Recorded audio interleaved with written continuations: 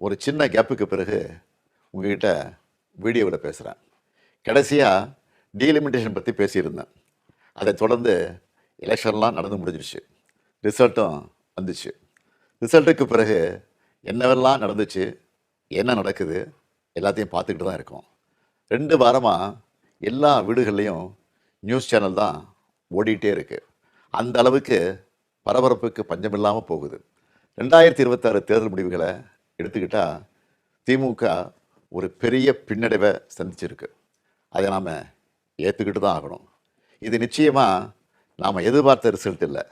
இதுக்கு அவர் காரணம் இவர் காரணம்னு யாரும் யார் மேலேயும் பழி போடாதீங்க.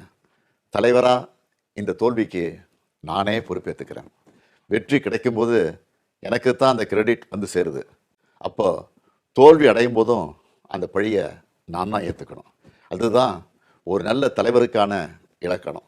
சரி, தோத்துட்டோம், அதுக்கு நான் அதையே நினச்சிக்கிட்டு முடங்கிட மாட்டேன். உடனே அப்டேட் ஆகி மீண்டு வருவேன். நம்ம எல்லாருமே அப்படி தான் வரணும்.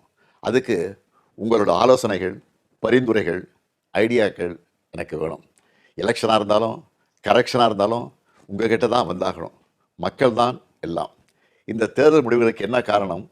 திமுக இன்னும் எப்படியெல்லாம் உங்களுக்காக உழைக்கணும்னு நீங்கள் நினைக்கிறீங்கன்னு சொல்லுங்கள்.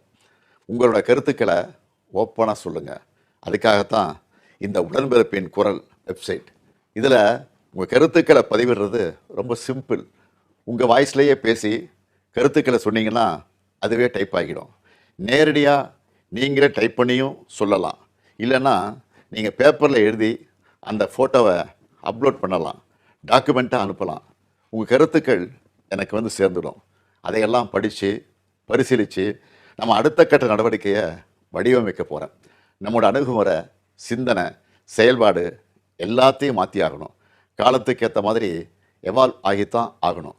உங்கள் கருத்துக்களின் அடிப்படையில் டிஎம்கே 2.0 வரும். கட்சியோட எல்லா லெவல்லையும் தேவையான மாற்றங்களை செய்ய போகிறேன்.